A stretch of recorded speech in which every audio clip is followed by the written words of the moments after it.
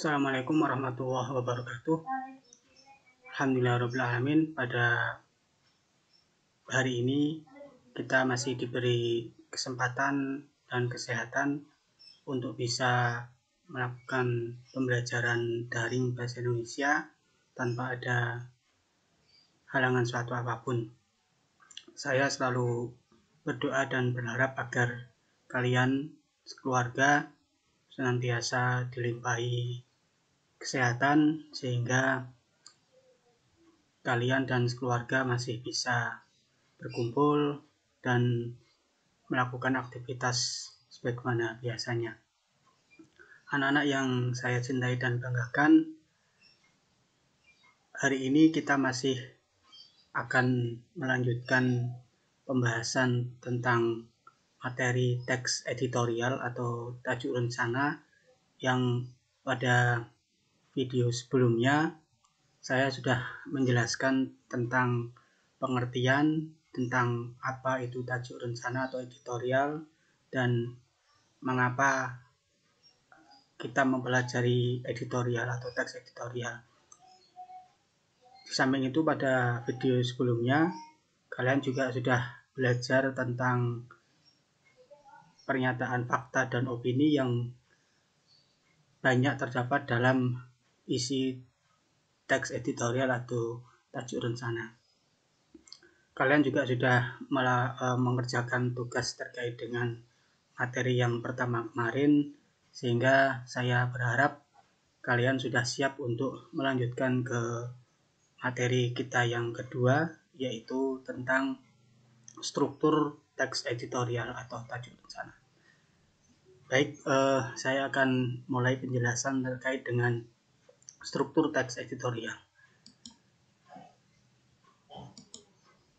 Nah, struktur yang terdapat dalam teks editorial itu ada 3. Yang pertama adalah pengenalan isu, yang kedua adalah argumentasi, dan yang ketiga adalah penutup. Nah, untuk yang struktur yang pertama adalah ini, pengenalan isu.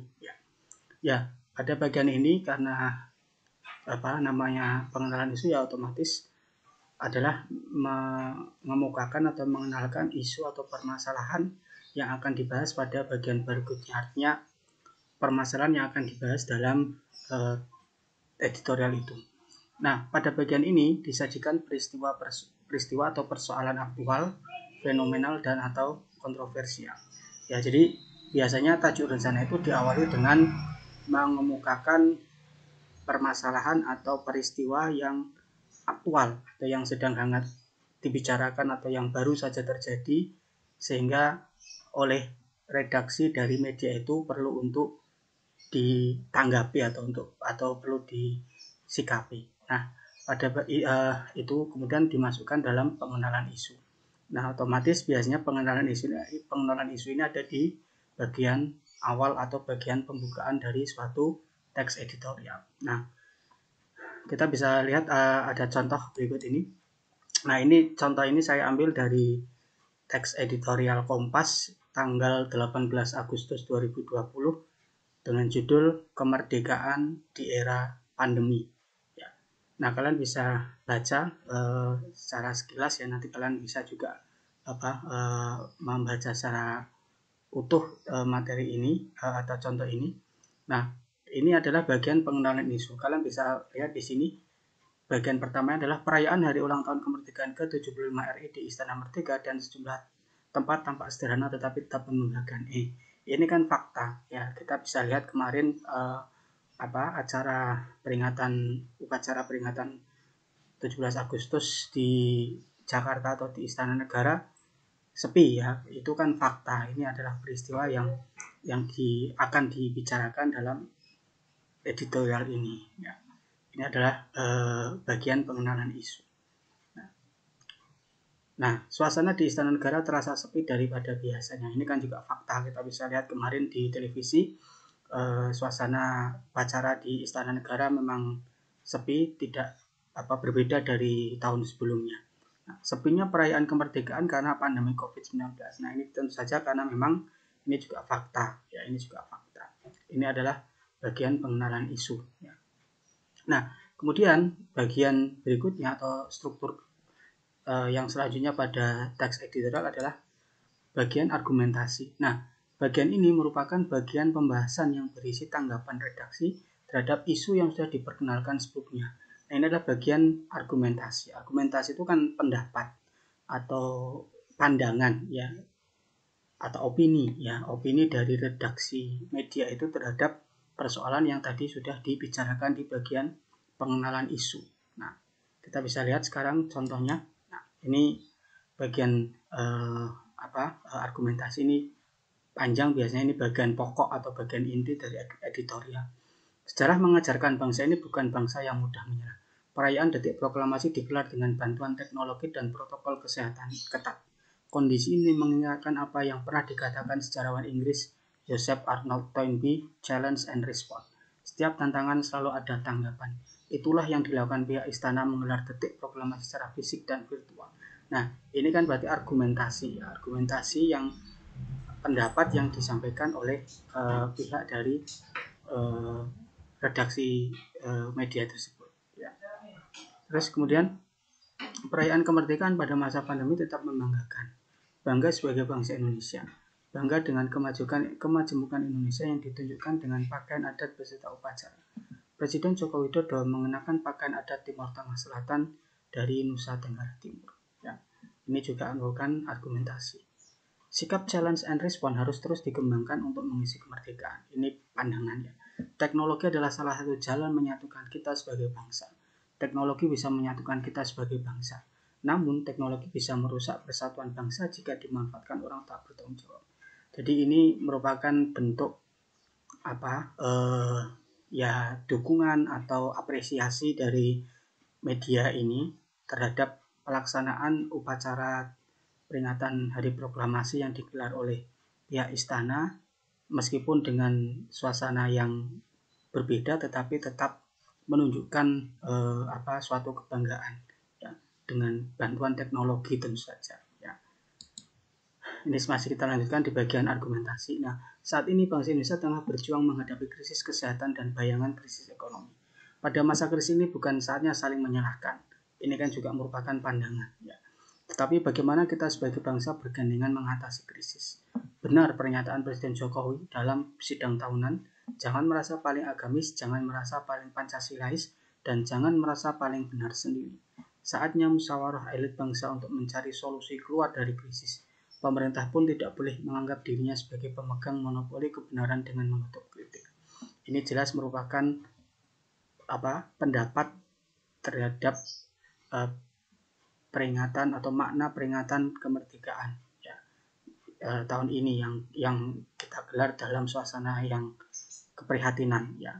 Nah, salah satu modal sosial bangsa ini adalah solidaritas sosial, semangat saling menolong. Di sini sebenarnya peran sentral pemimpin bangsa menyentuh emosi kekuatan tengah bangsa untuk turun tangan mengatasi krisis bangsa ini. Ini merupakan argumentasi dari media ini terhadap pemaknaan kemerdekaan di era pandemi ini. Nah, ini adalah bagian argumentasi. Nah, kalian bisa lanjutkan untuk membaca bagian berikutnya. Nah, kemudian untuk struktur yang ketiga dari teks editorial adalah penegasan atau penutup. Ya. Penutup dalam teks editorial adalah berupa simpulan, saran atau rekomendasi. Ya. Di dalamnya juga terselip harapan redaksi pada pihak terkait dalam menghadapi atau mengatasi persoalan yang terjadi dalam isu tersebut. Nah, jadi di bagian penutup atau bagian penegasan ini kita akan bisa melihat bagaimana sikap media itu terkait dengan persoalan yang sedang dibicarakan dalam editorial itu. Nah, kita lihat sekarang contohnya, ini tadi masih kelanjutannya. Ini adalah bagian penutupnya. Inilah pekerjaan rumah besar yang dihadapi bangsa ini. Hadirnya persatuan dan keadilan. Ini adalah penegasannya.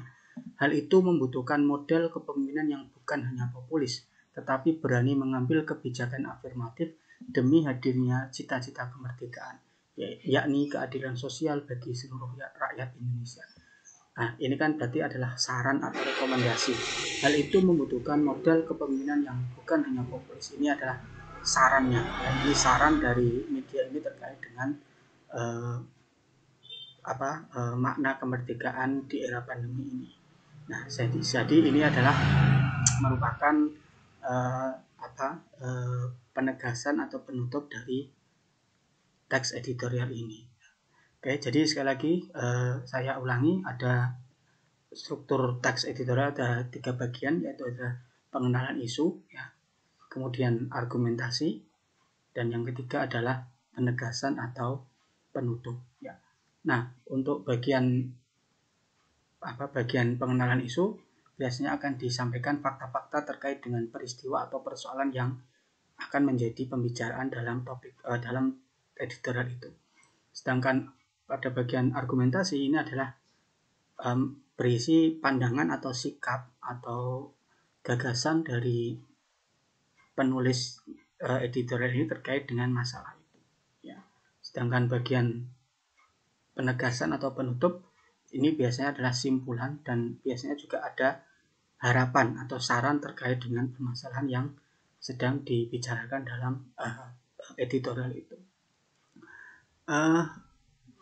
Baik, saya kira ini adalah materi kita yang kedua terkait dengan teks editorial, yaitu struktur.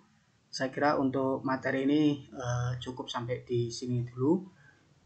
Seperti biasa nanti ada tugas yang menyertai untuk materi ini. Silakan kalian pahami kembali materi ini, kemudian kalian bisa coba untuk mengerjakan tugasnya. Baik, saya kira untuk materi ini saya cukupkan sekian. Jika ada pertanyaan silakan bisa kalian tulis di kolom komentar dari tugas dari materi ini, atau kalian juga bisa WA saya, dan jangan lupa untuk like dan subscribe video ini agar bisa terus berkembang. Ya, tetap jaga kesehatan, pakai masker, hindari keluar rumah, dan selalu cuci tangan. Saya akhiri.